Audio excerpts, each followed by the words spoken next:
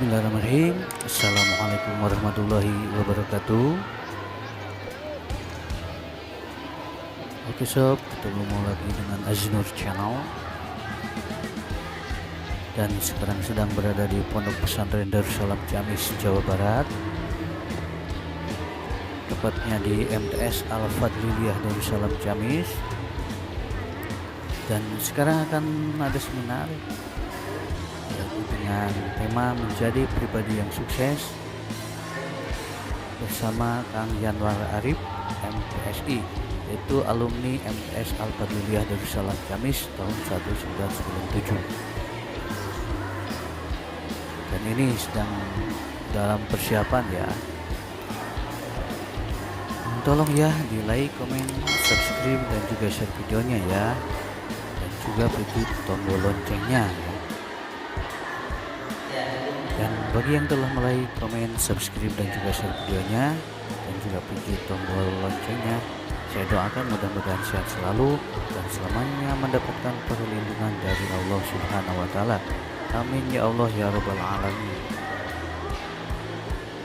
Dan saya beritahukan kembali bahwa pengisi acara ini adalah Kang Yanwar Arif MPSI, yaitu alumni MTS Al-Fadliliyah Darussalam Ciamis tahun 1997 dan sekarang sudah menjadi dekan ya di salah satu universitas yang ada di Riau.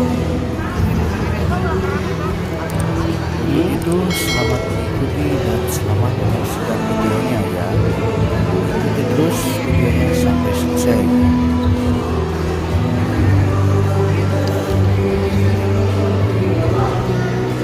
Sebentar lagi acara baik.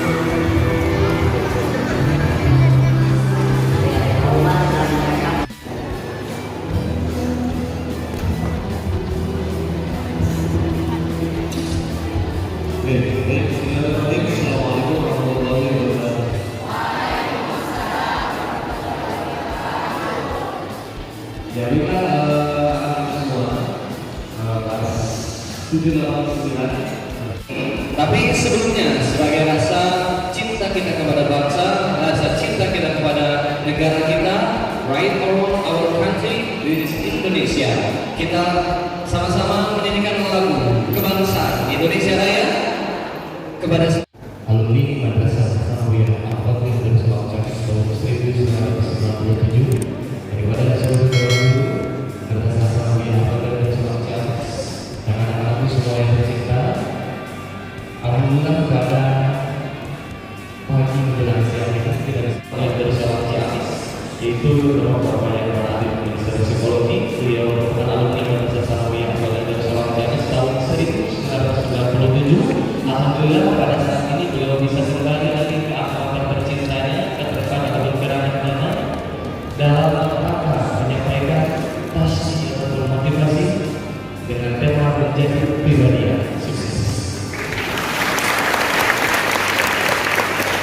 Sahabat saya yang berjumpa kepada kita yakni Nabi baru Nabinya Muhammad Sallallahu Alaihi Wasallam.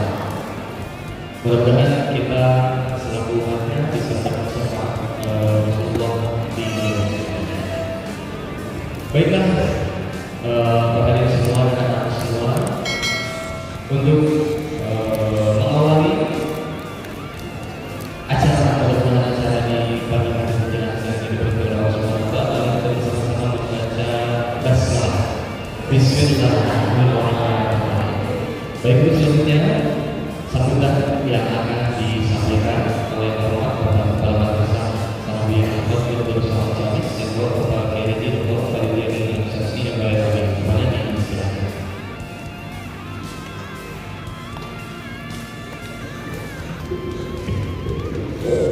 Bismillahirrahmanirrahim. Assalamualaikum warahmatullahi wabarakatuh.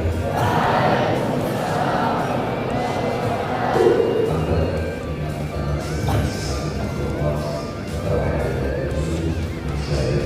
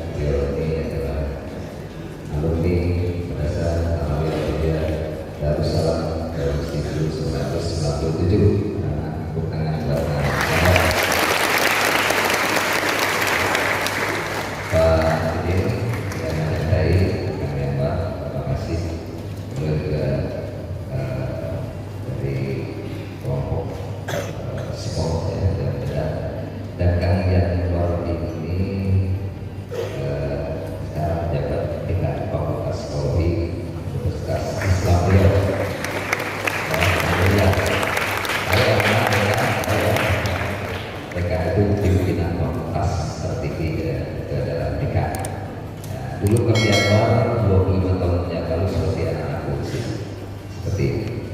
Subhanallah, kita sudah 25 tahun tidak ketemu seperti ini. Bang Yanwar ini tahu nggak di sini Bang Yanwar pernah jadi ketua OSIS, ya. Terus tahun 98 ya, 98 ya, 98 ya, 98 pas masih kelas 2, dulu masih kelas 2. Sekarang kelas 2 MTS itu namanya kelas 8. Alhamdulillah karena ini adalah salah satu tanda tasyakuratul biar kita bahwa salah seorang guru terbaik dari negara kita adalah dari Darussalam kembali lagi ke ranah indah Nurul Abadi Darussalam setelah hampir seperempat abad meninggalkan Darussalam. 25 tahun sebelum oleh karenanya alhamdulillah dan wa'alaikum kita Yanwar Arif Magister Psikologi dan Bapak D yang menyertai Kang Yanwar. Alhamdulillah ini adalah alma maternya beliau seperti itu. Kang Yanwar seperti ini. Kalau ada acara bersilat di sini gitu ya sama-sama. Sekarang kembali lagi sudah jadi dekan dan dulu kepalanya juga saya ya. Jadi sekarang saya udah lebih dari 25 tahun jadi kepala. Aduh, ini kepala sanawiyah pertama mungkin di dunia ini. Ya, tidak apa-apa ya, karena selagi saya masih kuat gitu ya, dan tidak ada sangkut pautnya dengan jabatan, tapi ini adalah tanggung jawab saja. Oh ya, juga Bapak dulu kepala sanawiyah pertama 22 tahun, kemudian Pak Wahyu itu juga 15 tahun, dan saya paling lama sudah 27 tahun, ya, 27 tahun jadi kepala Sanawiyah. Kalau murid-murid ini sudah jadi ada yang guru besar, ada yang jadi dekan, ada yang jadi doktor, jadi apa? Kalau angkatan kepala Sanawiyah, nah bedanya ya.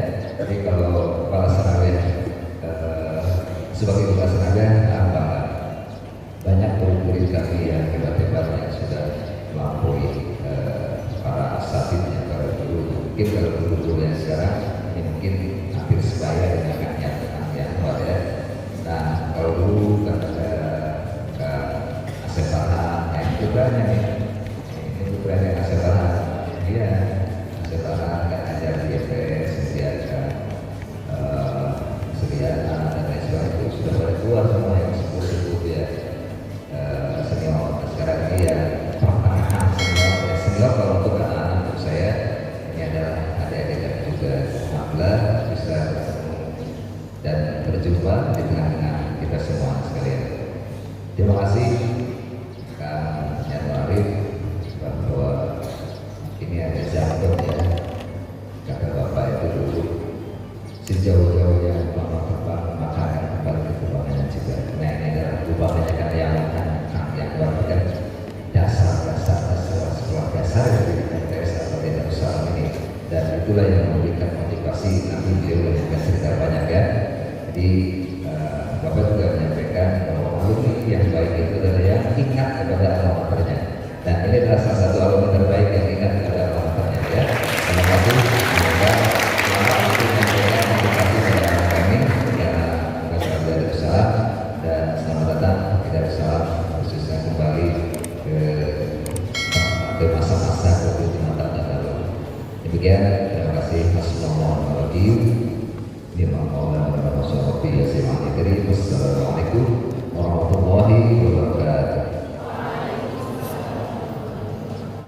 Assalamualaikum warahmatullahi wabarakatuh. Assalamualaikum warahmatullahi wabarakatuh. Yang saya tanyakan Kang Aceh, Pak Kiai, juga sebagai guru saya 25 tahun yang lalu, yang bagi saya selalu menjadi ikon gitu ya, menjadi contoh, menjadi tauladan ketegasannya beliau gitu ya. Jadi kalau lihat beliau dibawanya keluar gitu ya. Nanti teman-teman juga ini adik-adik kalau melihat Kang Aceh itu segar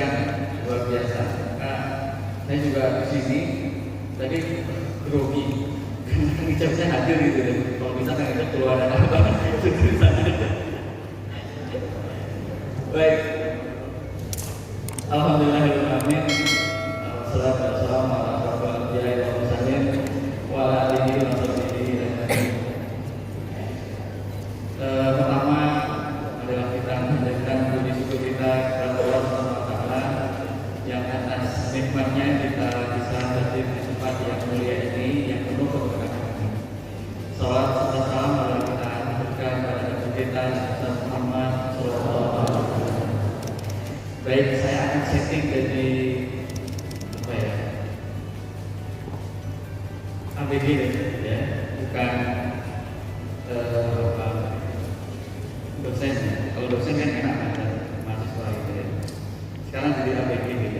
Saya mencoba untuk jadi teman-teman kalian semua gitu ya. Darussalam itu terkenal dengan kemampuan untuk membangun suasana yang penuh semangat.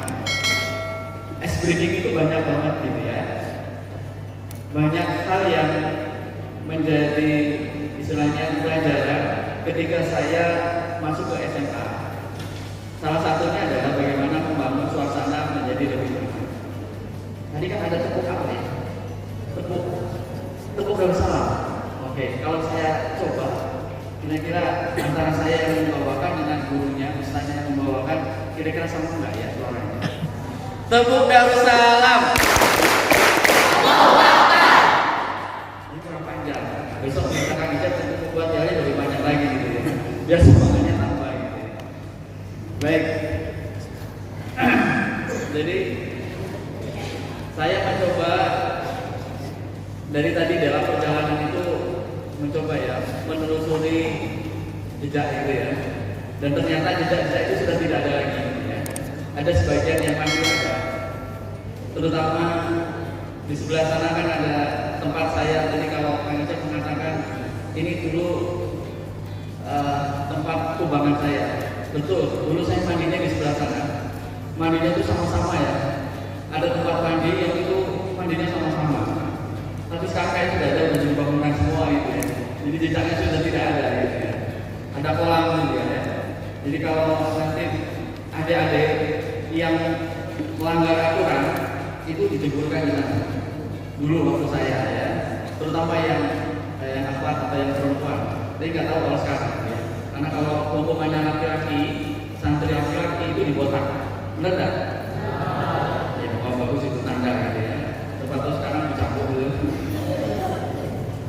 Nah, jadi jejak-jejak itu ternyata sudah hilang gitu ya.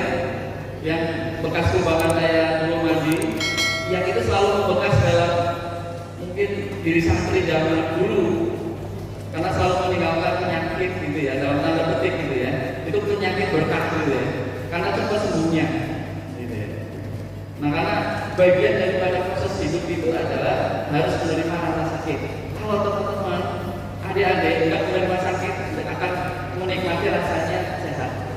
Jadi sakit itu, menderita itu bagian daripada proses hidup kita. Jadi kalau sakit nggak usah ngeluh, bersyukur. Ya, kalau teman-teman kecewa itu bersyukur, karena teman-teman akan tahu rasanya bahagia. Jadi kalau teman-teman gagal itu nggak usah mengeluh, karena teman-teman akan tahu rasanya sukses. Gitu ya. Kalau teman-teman sedih itu tidak boleh mengeluh, karena teman-teman akan dapatkan rasanya nanti bahagia, senang. Nah itu. Jadi ketika saya menyusuri jalan gitu ya, kemudian melihat dulu saya gitu ya jalan ke sana ada sawah gitu ya. Ternyata asrama saya juga sudah ganti, tidak ada lagi, sekarang sudah jadi bangunan gitu ya. Berarti ada hal yang luar biasa yang Darussalam lakukan gitu ya, sudah sangat maju banget gitu ya. Kalau bangunannya tetap, kondisinya tetap, berarti tidak ada kemajuan. Dan ini saya bersyukur bisa hadir di sini dengan perasaan yang tadi grogi gitu ya, karena berhadapan dengan Bapak Ibu guru gitu ya. Karena saya menganggap bahwa saya menjadi santrinya Darussalam gitu. Bagaimanapun tidak ada mantan santri, kita juga tidak ada mantan alumni apapun, tetap saya jadi santrinya Darussalam. Dan saya dengan senang hati bisa hadir di sini. Dan kalaupun nanti saya ada kesempatan, insya Allah saya akan mampir kembali dalam kesempatan mungkin yang berbeda. kita beri tepuk tangan untuk Darussalam Pendidikan.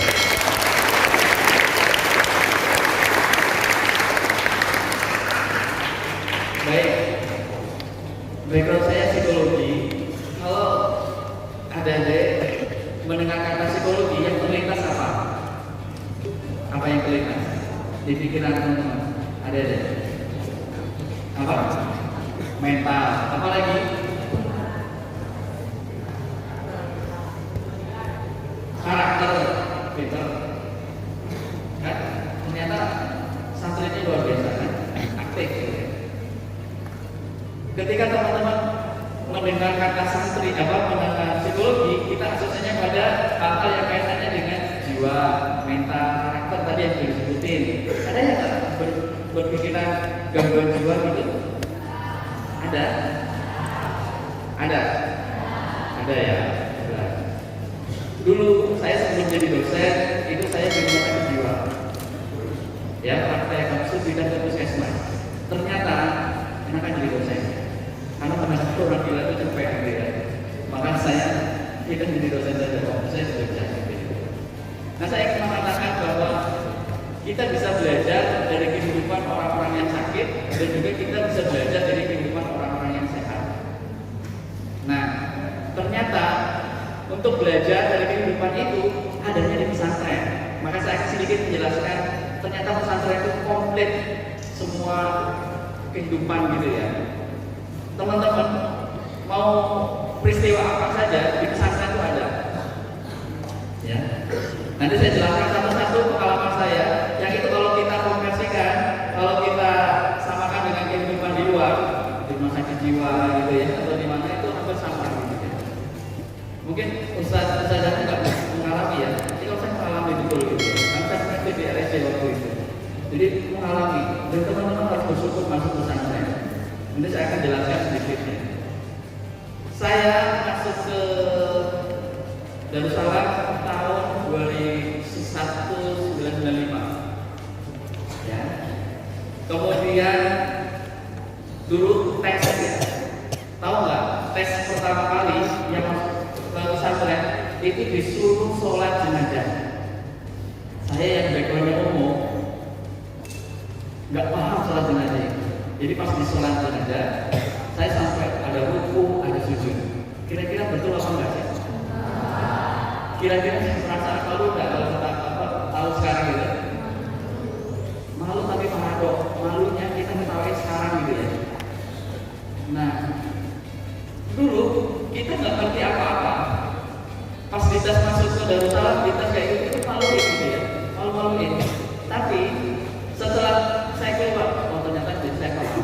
Dan sholat jenazah itu nggak ada pakai sujud, nggak ada gitu ya. Mungkin waktu itu yang ngetesnya serupa mungkin mentawain saya, tapi karena saking hormatnya, mungkin saking baiknya, dia jadi saja lulus. Saya berpikir saya nggak lulus gitu ya, karena setelah saya baca-baca sholat jenazah itu nggak pakai ruku sujud gitu. Tapi nggak tahu, mungkin karena baik hati, Kang Icet menerima saya nih anak ini mungkin nanti bisa berubah gitu ya, maka bisa belajar, maka udah diterima aja. Walaupun sholat jenazahnya salah gitu ya. Saya ingat betul gitu. Jadi sekarang saya sholat jenazahnya. Tahun 95 saya masuk, kemudian 96 saya jadi ketua OSIS, gitu ya. Ketua OSIS dengan segala kegiatan. Hal yang menonjol di dalam pesantren ini adalah kegiatan ekstranya, luar biasa. Saya jadi ketua OSIS, kemudian aktif di Paskibra, kemudian masuk ke Pramuka sampai lomba tingkat kabupaten LT. Kemudian saya tahun 97 itu jadi peserta Jambore Nasional untuk mewakili Kabupaten Ciamis. Bayangkan Darussalam itu banyak. Bayangkan dari seluruh Indonesia, Darussalam diberi kesempatan untuk mengirimkan wakilnya untuk mengikuti Jambore Nasional di Cibubur. Bayangkan itu luar biasanya. Jadi kalian teman-teman atau adik-adik berada di Darussalam itu sangat tepat gitu ya. Karena kesempatan itu bisa didapatkan, aksesnya luar biasa, jaringannya luar biasa gitu ya. Kemudian kalau Mas Ibra itu udah sering lomba-lomba, ya. Dan kita selalu punya nama baik gitu ya, punya nama bagus gitu kalau di Kabupaten Capas sudah sangat terkenal gitu ya. Maka tahun 97 saya keluar dari pesantren karena waktu itu kan saya Kang Wahyu OSIS itu nyaranin gitu ya. Kamu ini kayaknya cocoknya gitu ya. Cocoknya kalau masuk ke universitas negeri. Kalau mau masuk ke universitas negeri kamu harus masuk ke SMA aja kan. Bayangkan, guru waktu itu mampu melihat bakat anak-anaknya. Dan saya tadi cerita dengan salah satu guru di sini mengatakan mulai dari kelas 1 ya, sudah mulai ada bakat. Jadi itu luar biasa, itu psikologis banget gitu ya. Kan adanya sudah ada milih minat dan bakatnya ya. Ada yang musik, ada yang apa lagi? Jadi saintis, ilmuwan, ada yang olahraga, kinestetik gitu ya. Itu luar biasa. Karena di dalam teori psikologi itu ada namanya multiple intelligence. Kecerdasan itu majemuk. Teman-teman itu suksesnya itu tidak mesti dalam bentuk akademik. Ada yang sukses di bagian marketing, berarti kita ngomong melalui orang gitu ya. Jadi sales, kemudian jadi kepala cabang, luar biasa itu bisa. Oke ya. Nah, jadi hal yang mendasar yang teman-teman nanti ada lakukan adalah harus semaksimal mungkin dekat dengan ustaz dan ustazahnya. Panggilannya apa ya? Akan masih sama ya? Mungkin ganti. Akan sama? Itu harus dekat karena dari situlah teman-teman bisa membangun hubungan emosional, kemudian dapat nasihat yang terbaik gitu ya. Karena dulu saya punya kedekatan dengan seluruh guru ya. Bahkan kalau mau jujur, saya lebih banyak tidurnya nggak di kobong. Ya, saya lebih banyak tidurnya di tempat atau di rumahnya Kang gitu. Ada Kang Wahyu punya rumah di sebelah sana, itu saya tinggal di sana. Sering kalau Kang Wahyu pulang kampung saya nungguin. Ada Kang Wahyu di belakang itu kami saya nungguin rumahnya juga. Jadi luar biasa. Bahwa hal yang harus dilakukan teman-teman adalah mencari keberkahan dari guru. Nggak boleh lawan. Ya, kedekatan dengan guru, dengan teteh akamnya itu harus ditingkatkan. Karena itu keberkahan untuk kalian semua ya. Baik. Ini perjalanan pendidikan saya. Ya. Kemudian saya lanjutin ke SMA Negeri 1 Banjar karena saran dari Kang Wahyu OSIS, waktu itu pembina OSIS. Kemudian masuk ke psikologi UGM. Ya, waktu BMTS saya 3 besar. Ya. Walaupun saya pikir saya nggak pintar gitu ya, tapi nggak tahu ya, mungkin kebaikan gurunya. Jadi saya 3 besar. Kemudian masuk ke SMA karena SMA waktu itu harus naiknya di atas 39 kalau salah. Ya, karena SMA negeri. Sama di Ciamis sudah sebenarnya naiknya tertinggi atau nilai rapotnya lah ya, harus tinggi. Masuk ke SMA 1 di Banjar, kemudian masuk ke S1 psikologi UGM. Ya, psikologi UGM di SMA saya dari kelas 1 sampai kelas 3 rankingnya antara 1 dan 3 besar. Maka diberi kesempatan untuk memilih perguruan tinggi mana yang ingin didirikan. Ada UGM, ada UPI, waktu itu ditawarin, kemudian ada Unsur, ada Unpad. Saya lebih memilih UGM. Gitu ya. Kemudian S1 saya psikologi UGM, IPK saya 3,45. Saya nggak mau kumlot gitu ya, nggak mau nilainya tinggi. Yang penting saya nggak pulang dari semester 1 sampai semester terakhir nggak ada. Setelah itu ambil S2 karena ada beasiswa. Ambil S2 psikologi profesi klinis, maka saya masuk ke RSJ itu karena jurusan saya klinis UGM. IPK-nya 3,8. Kumlot, itu pun saya nggak ngerti. Nah nanti saya akan jelaskan ada dimensi yang kita nggak paham. Ada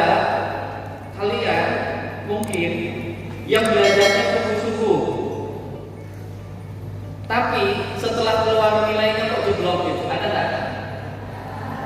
Tapi ada anak yang kayaknya biasa saja, nggak pinter, gitu ya.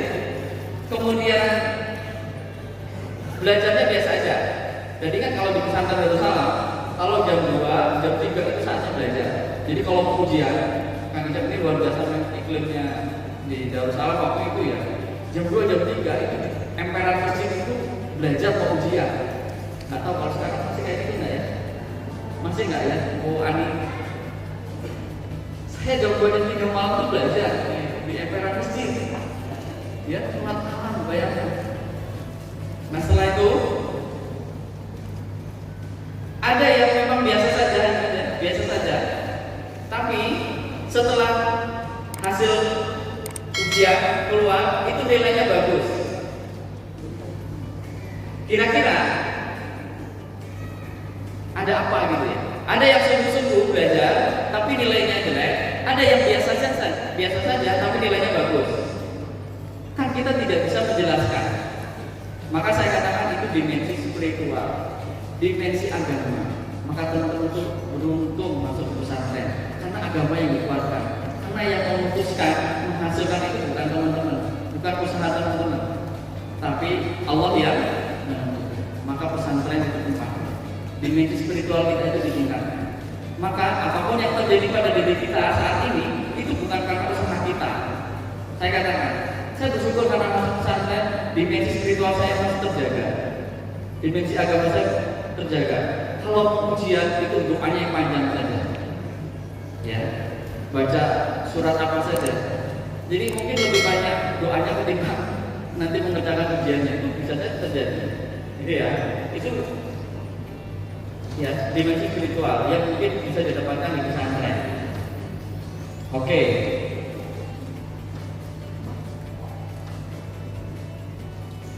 Nah, jabatan saya sekarang banyak banget gitu ya. Nah sekarang mungkin ada sekitar 8, 9, tapi saya tuliskan 7 karena skopnya nasional. Saya sekarang yang pas kebetulan di sini adalah sebagai wakil ketua Asosiasi Psikologi Forensik Indonesia. Nah yang namanya kasus, mohon maaf tanda kutip ya, Kang Aceh Brigadir J itu kebetulan kita gitu ya, tapi nggak akan diceritakan di sini gitu ya. Jadi nggak akan.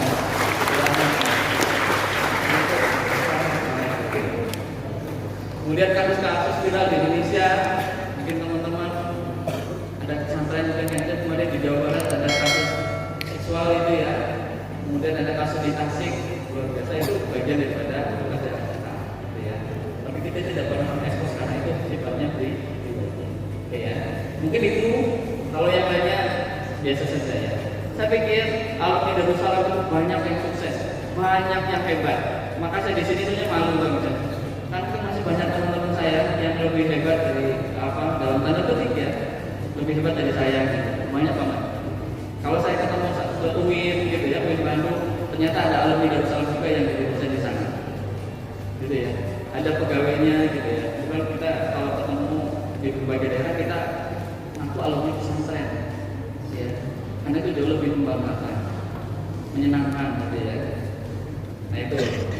Baik itu sekilas pendidikan kita ya, dan saya nggak mau S3, nggak tahu capek gitu ya, sekolah terus, saya nggak tahu. Karena saya ingin mengembangkan satu pendidikan, ya kayak gini pesantren. Kebetulan 2 tahun ini saya mendirikan pesantren. Mohon maaf, saya mengikuti jejak Darussalam itu ya.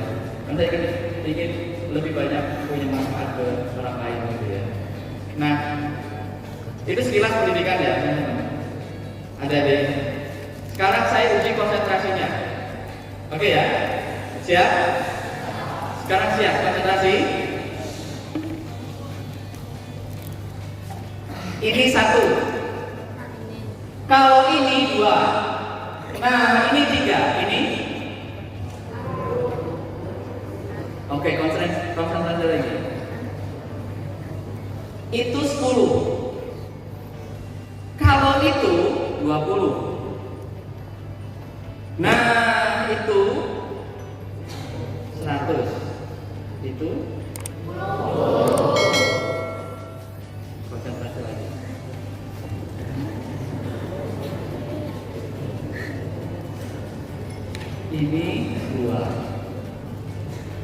ini 3. Nah, ini 4. Ini 2. kok ngomong? Sekali lagi. Harus kompak jawabnya. Oke ya. Oh, saya ada pesan dari angkatan saya, katanya ada anaknya yang kuliah di sini. Ibu siapa? Rohimah. Mana anaknya? Bu Rohimah. Saya pesan itu. Angkatan Hikmah. Mana? Mana Hikmah? Perlu saya sampaikan. Oke ya. Salam mamamu dan saya sampaikan ke kamu gitu ya. Beri tepuk tangan untuk gimana?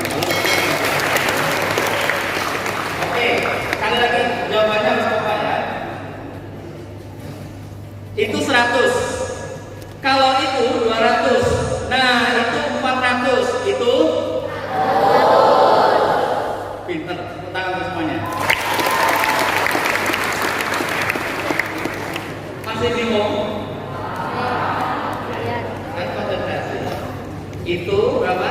100. Kalau itu 200. Nah, itu 300. Nah, itu berapa? Kalau itu 100. Itu 100. Sip.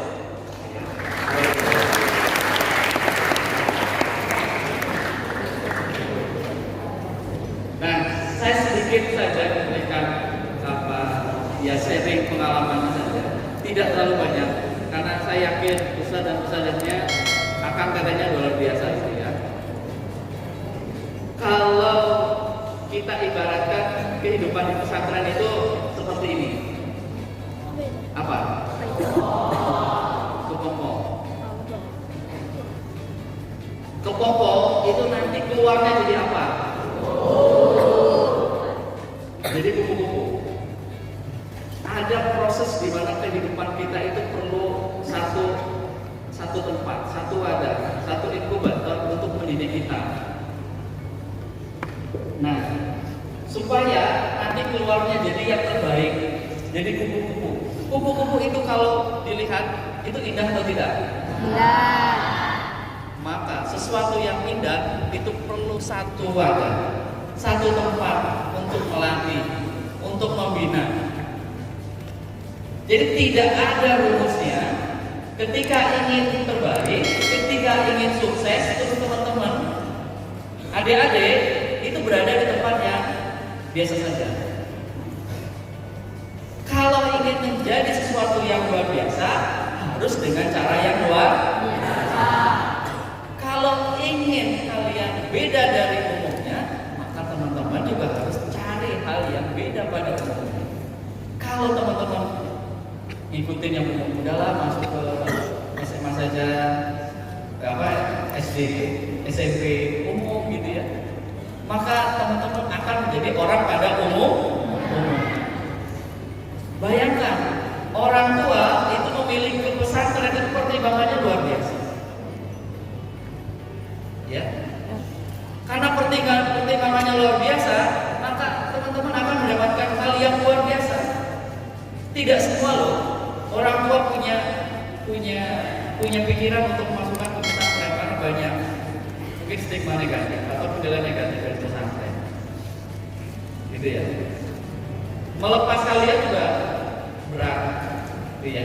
Jadi ini orang tua kalian luar biasa memasukkan kalian di satu lembaga yang itu membuat kalian jadi sukses.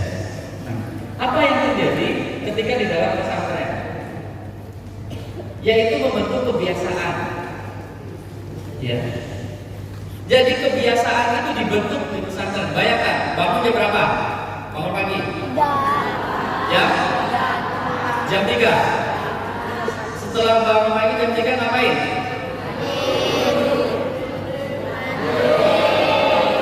Habis itu apa lagi? Tadarus. Setelah tadarus, sholat. Terus kalian sekolah lagi, mandi, sekolah, ngaji, terus sekolah, terus ngaji lagi, luar biasa.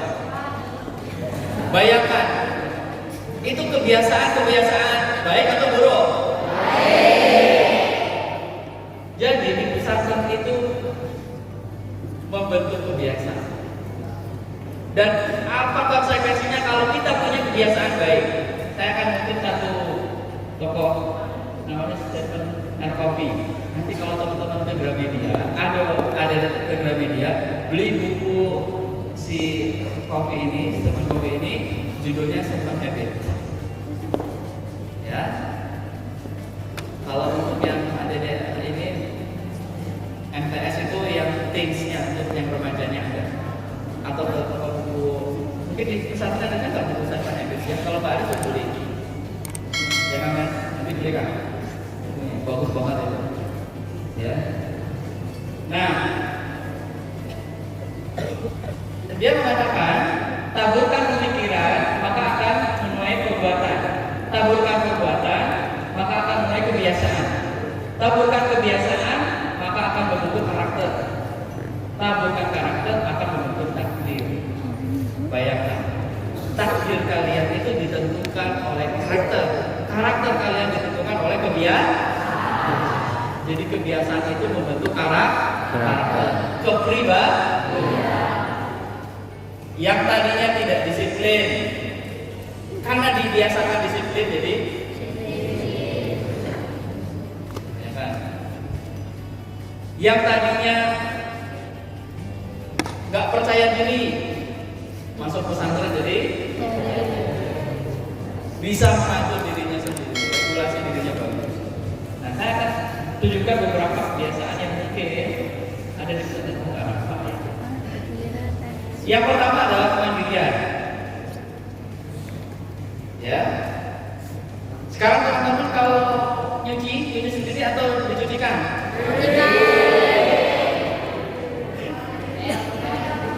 Dicucikan atau nyuci sendiri?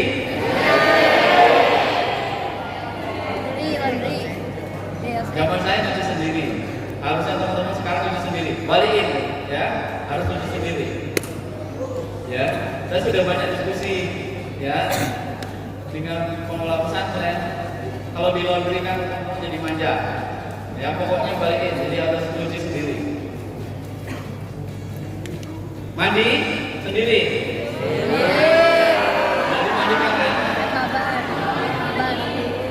Oke.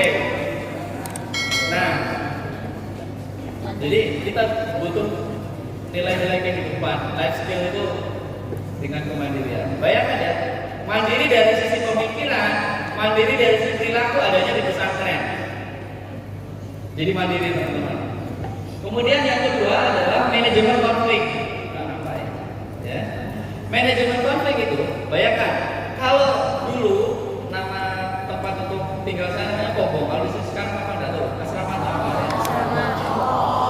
Bayangkan kalau ada teman-teman yang mengambil bantal kalian tanpa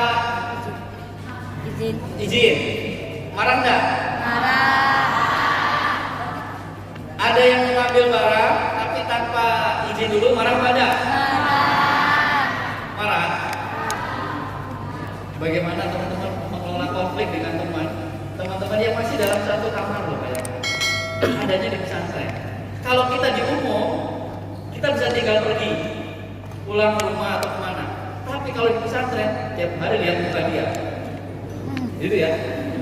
Kan gimana manajemen perasaan teman-teman semua? Manajemen konfliknya gimana gitu kan? Dan adanya belajarnya di pesantren.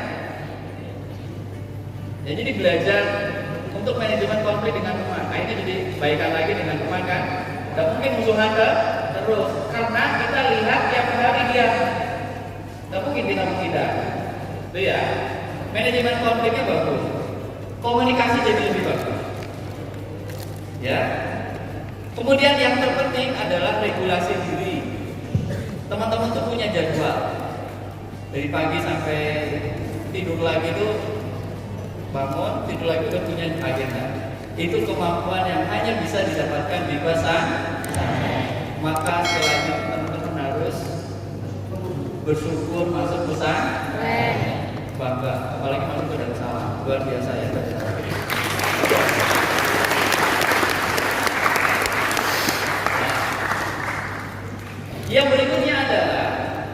Bagaimanapun kebiasaan itu akan menunjang kesuksesan teman-teman. Tapi kesuksesan teman-teman itu harus ditunjang dengan sebuah ambisi atau cita-cita.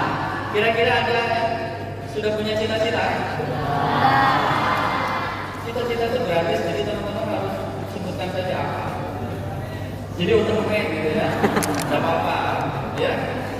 Siapa tahu betul nanti akan ada Ultraman ya, menciptakan baju robot, kemudian teman-teman yang menciptakannya itu luar biasa. Tepuk tangan untuk jadi Ultraman.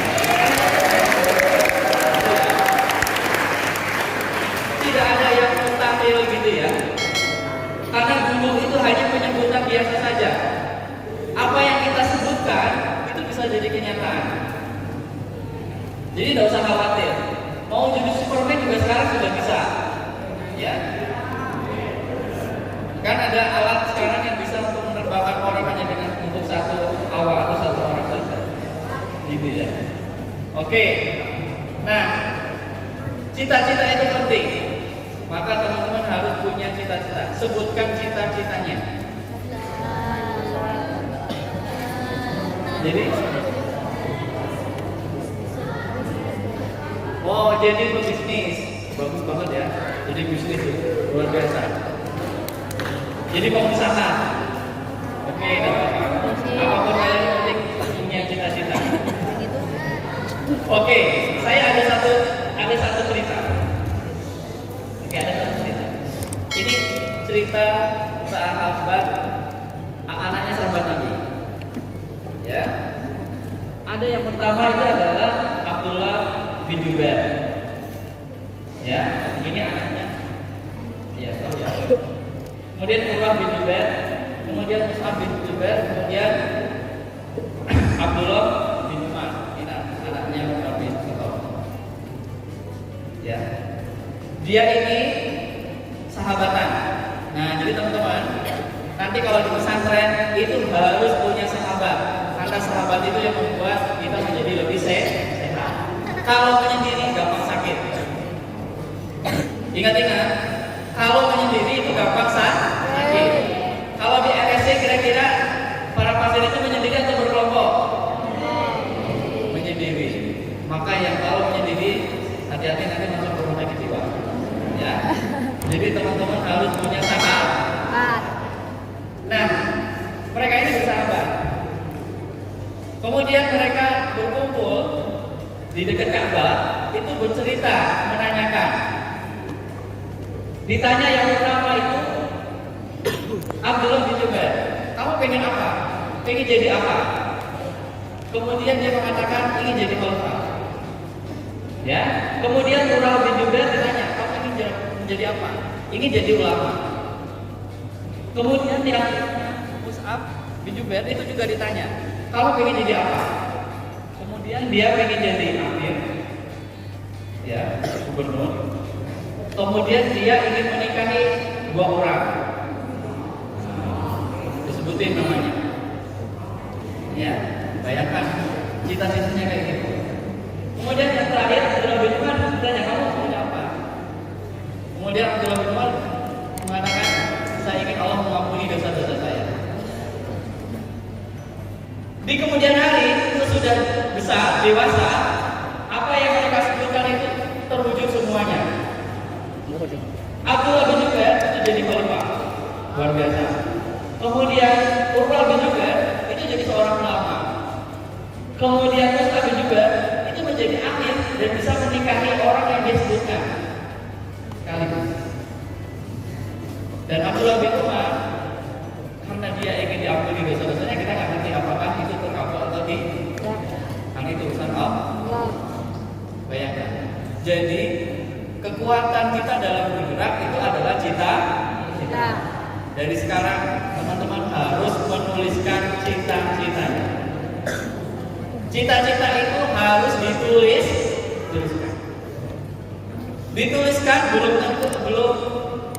tidak harus dalam bentuk tulisan, dalam bentuk gambar. Kalau ingin jadi dokter ya pajang aja foto dokter.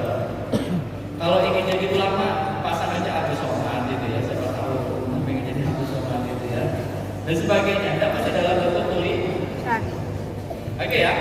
jadi kebiasaan itu membuat kita menjadi sukses, tapi kesuksesan itu harus kita tentukan.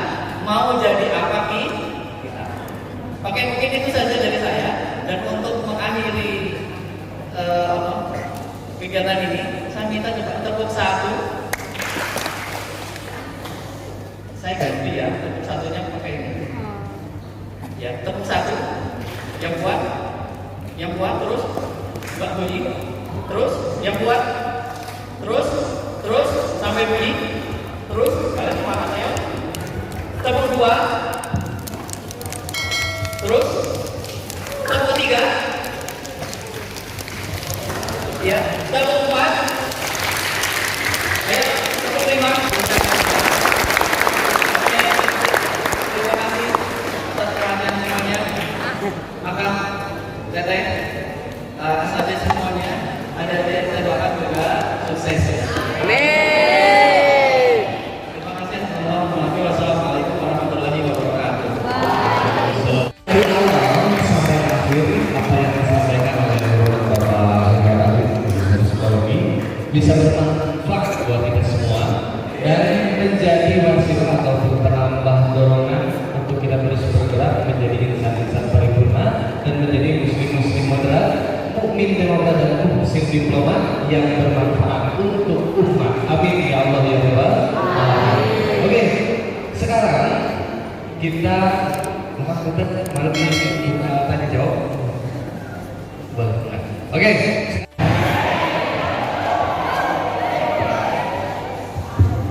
Assalamualaikum warahmatullahi wabarakatuh. Perkenalkan, nama saya Alia, saya kelas 17. Kalau mau saya tanya, gimana caranya melatih mental kita agar mental kita tuh jadi kuat untuk gampang. Ya, kita ada pertanyaan apa? Terima kasih, Zah.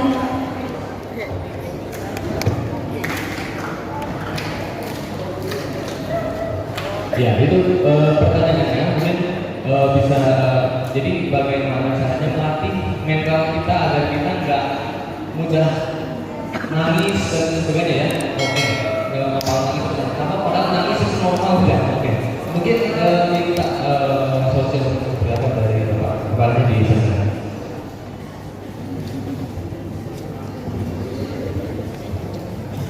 Oke. Nangis itu normal atau tidak? Kalau yang nggak normal itu nggak akan nangis, itu normal. Sedih itu normal. Karena kalau nggak sedih, sekalian kita tinggal. Punya gangguan. Jadi apapun yang kita alami, apapun yang kita rasakan, yang ada dalam diri kita, itu bagian dari kehidupan kita. Itu kita harus syukuri. Sekarang, ketika bermasalah itu ketika perasaan kita itu berlebihan. Ya, bermasalah itu ketika perasaan kita berlebihan. Yang kedua, ketika itu mengganggu orang lain. Jadi kata kuncinya merugikan diri sendiri dan merugikan orang lain. Berarti perasaan itu perasaan yang tidak normal. Contoh, kalian marah, ya, marahnya terus menerus sehingga orang lain jadi tidak nyaman. Kita juga tidak nyaman. Bayangkan marah itu kondisi tidak. Jadi tidak. Oke ya. Nah, bagaimana mengelola emosi?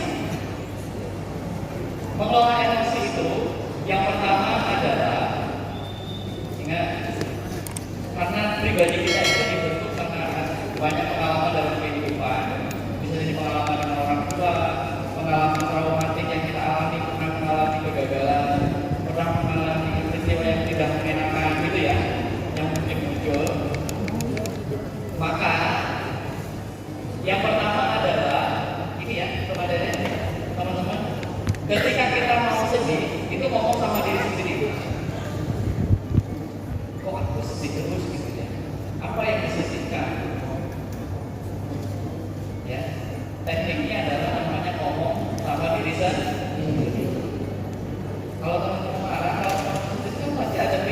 dalam diri kita.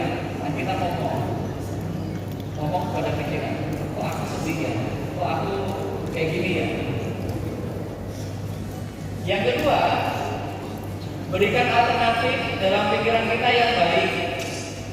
Masa kayak gini aja sedih? Ini tuh namanya konfrontasi pada pikiran, dilawan pikirannya. Masa kayak gini aja sedih? Gitu ya. Ketika berpikir itu katakan, masa kayak gini aja sedih? Gitu ya. Kayaknya enggak ini kali kok. Masa kayak gini sedih? Lakukan di dalam pikiran kita. Kemudian yang ketiga adalah melibatkan teman-teman. Ya, jadi ketika nanti kalian banyak kawan, itu makin banyak kesempatan teman-teman untuk bercerita.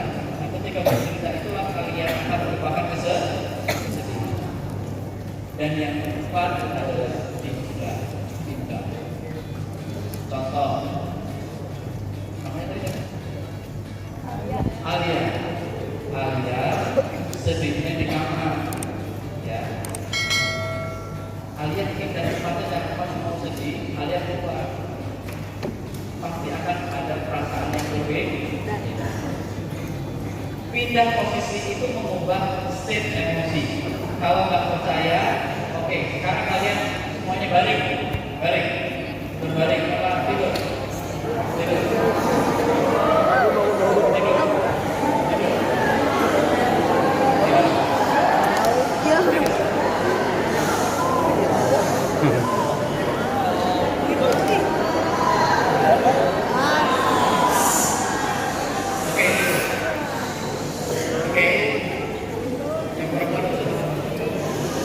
Kemudian silakan kalian duduk kembali dan duduk sempurna. Oke, hitungan 3 saya itu kalian harus duduk secara sempurna. 1, 2, 3. Ketika tidur, perasaan kalian apa? Ketika tidur, perasaannya apa? Menjadi lebih fokus. Posisi menentukan emosi. Ya, state itu dipengaruhi oleh posisi. Keadaan kita itu dipengaruhi oleh posisi. Maka kalau kita bicara parenting dalam orang tua gitu, di teteh sama anak di rumah belajar, kalau ada anak nangis di kamar, tidak ada keluar. Jadi jangan di kamar terus, gitu ya. Kalau kalian bertengkar supaya emosinya turun, pertama mau bertengkarnya diajak pilotnya di sana di dalam kelas.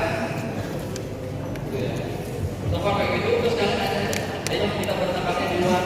Nah, ketika kalian bergerak tidak keluar itu emosinya sudah turun, nggak jadi keluar, nggak jadi bertengkar. Jadi mengubah emosi itu bisa dengan pindah posisi. Kalau sedih, ya jangan di kamar terus. Kalau di kamar keluar, ya akan ada perubahan psikologis. Itu ya, Alia. Dan itu saja videonya, mudah-mudahan bermanfaat. Sekian dan terima kasih. Wassalamualaikum warahmatullahi wabarakatuh.